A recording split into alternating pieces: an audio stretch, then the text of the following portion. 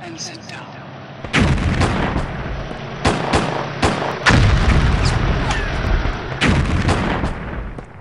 Hello everybody, this is Andy from Bigmeks Workshop and Paint Studio. So today I'm painting a Landraider. I decided I was going to do as Iron Warriors because, well, I fancied painting Iron Warriors, to be honest. But I did it as sub-assembly, and as you can see I'm just showing you where the mask gold was used, just to allow me to keep clean surfaces between the joints of the figure. So as you can tell, as always, nice black primer, give it a couple of coats just to make sure it's even everywhere. I had a bit of drama with the silver, which is the base layer is a gunmetal grey by Vallejo model colour. It just didn't want to go down particularly well, so it took me a little bit longer than it normally would do. But it does give you a really good coat when it decides it wants to play. As you can see, I'm going to do, this is a lot of airbrush work, because painting a Landraider by hand would be an absolute nightmare. Once I've got the gunmetal grey down, apologies for this particular image of my left hand, I started putting black into the recesses as a first shade. Now it does seem like a bit pointless, but if you're using an airbrush, you can put shades in over the top and then put highlights in and then put shades down again, and you can build up the layers really nicely. So the next layer is Vallejo's Game Colour Chainmail Silver. As you can see, I'm having a bit more problems with it. My airbrush was being a bit of a div, to be honest with you, as they sometimes do. Anyone who's used an airbrush will tell you when they get bad attitude head on, they can be an absolute swine. So get the even coat of the chainmail. I then started building up a bit further with Vallejo's Steel. This is a great colour. It's really bright, really vibrant silver. And I'm just painting this towards the leading edges of the vehicle platforms, of a plate. Sorry. And what this allowed me to do was just to get early edge highlights, just to get definition on the armour. So as you can see, I've used a bit of taping now. What I'm going to do is put the Iron Warrior style chevrons. Now as you can see, this is a loyalist vehicle, I'm fully aware of that. Chaos vehicles are difficult to get hold of at a minute for some reason. So this is a loyalist one. I decided to paint silver anyway, for no other reason, like I said, then I felt like it. So once I've taped off everywhere I'm putting the chevrons, I then went straight back to the black primer. I tend to use this black primer for any black work now.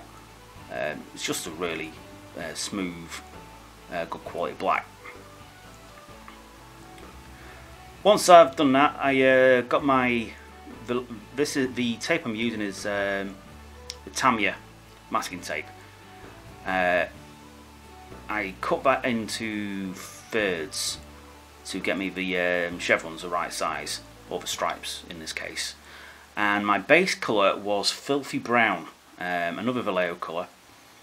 It works really well for a yellow, and you can just build it up nicely, and you get a really good sort of deep colour.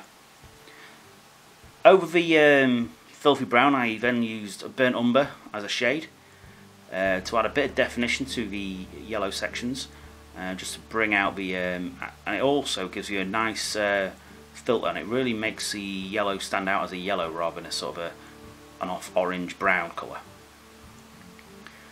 And I just work it as you would normally use some kind of wash, but it just gives you a bit more of a broader spray. After that, it was Filthy Brown straight over the top, just to bring out the colour again, and then US Interior Yellow, as a sort of a highlight, just bringing that yellow, the actual yellow richness together. And once I'd done a good layer of that, I then mix it with off-white, which again is another Vallejo colour, just to bring it up as a proper highlight just towards the raised areas, so it really stands out. And obviously, as you can see, once the tape's removed, you've got the lining where you want it. Now, it doesn't always come out perfect. Sometimes the paint sort of leaks underneath, but that actually added to the effect of what I was looking for. It really, the paint leaking onto the black or the yellow, it really did actually add to the effect. I've started to do a bit of weathering now, which, to be fair, was a little bit early for what I was looking for. That was done with the first colour was brown sand. I then went over with burnt umber. Sorry, it was the first colour was burnt umber, not brown sand. I'm talking complete rubbish. And I just put it everywhere where the sort of the hot spots would be, from the engine grills or anywhere where it would look a bit scruffy. You know, paint the soil churned up from the ground around you. Anything like that. Just make it look natural, just to bring the colours together. Once I'd got a good layer of that, I then started using the brown sand, just to which is a lighter shade, so you can go further up with it.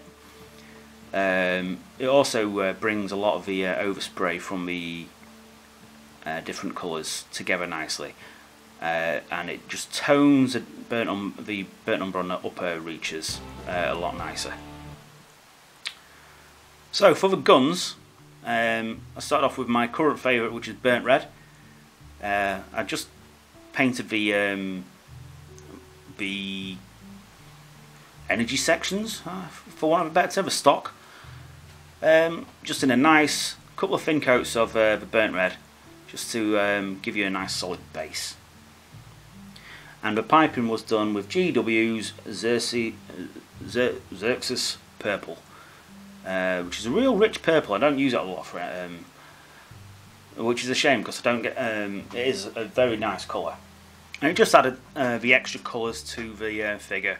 Which is why I chose the red rather than the silvers or the yellows, just to break up that big block of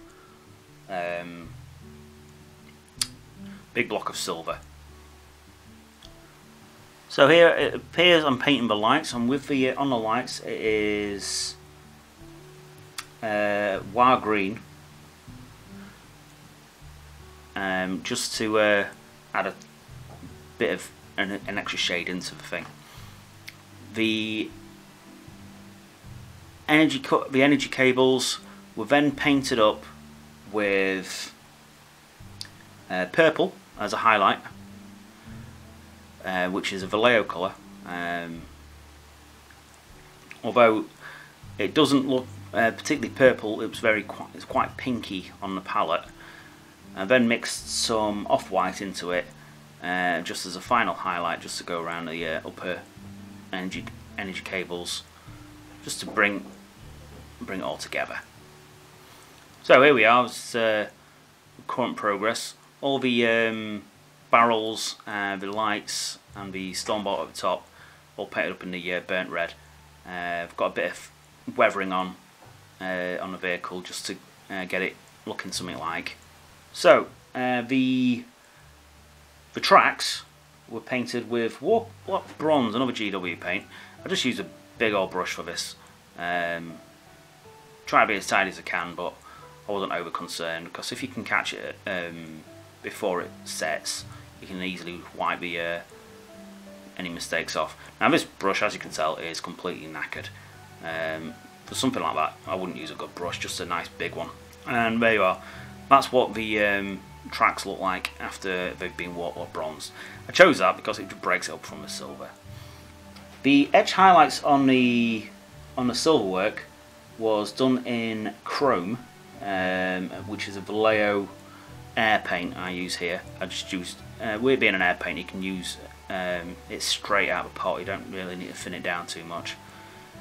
And I'm just going around all the raised areas, anything where the light would connect first. Even if it's been shaded, doesn't matter.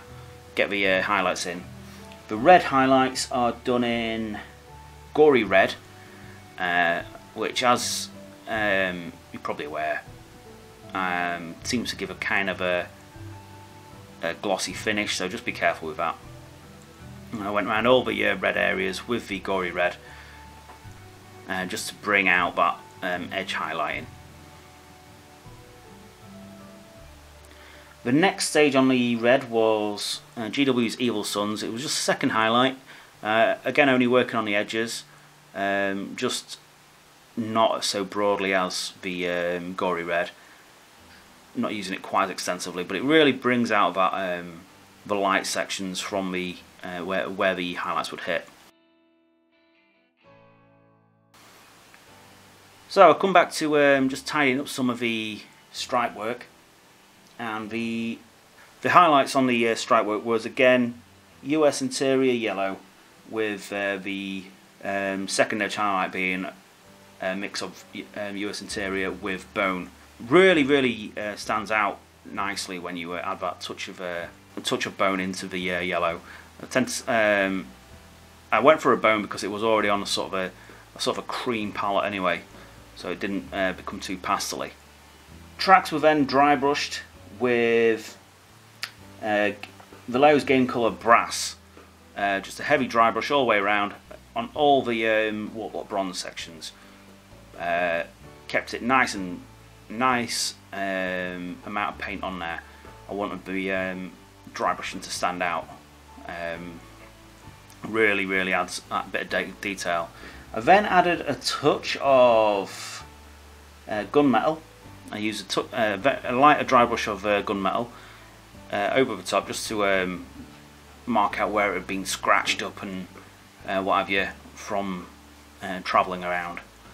Just adds that little bit of extra depth to it. And as you can see, I've painted the bonnet with the chevrons now, as I decided it wanted that extra bit of work onto it. So after all that, I've given it a good solid gloss varnish, and I'm using the Streak and Grimes. Now this stuff is ace, but anyone who knows me will tell you I'm not the most patient of people. So the way to do this stuff is you layer it up, put it wherever you want, basically in the areas where the rain would pull down mud and things. If you look at a dirty car or something, you'll see how the weather streaks it. And what you're meant to do is put the layer down, let it dry for like 10 or 15 minutes, and then use some surgical spirits and lift the paint in interesting sort of sections. I didn't do that, it's my own fault, but it still gives a good effect if you don't let it dry properly. You just have to be a bit more careful as the effects will come off if you don't let it dry thoroughly. Once you've done that, you can just keep on layering it up and doing it back and forth, and that'll bring you out with a very cool, interesting vehicle, with all the appropriate bells and whistles what you'd want to put onto your vehicles. So hopefully you've all learned something from that one. I hope you enjoy this. I had an absolute blast painting a Landraider. Not painted one for a long time. So thank you for watching. If you want to see some more, hit subscribe, like and share with your friends. So take care guys, and see you at the next one. Bye bye.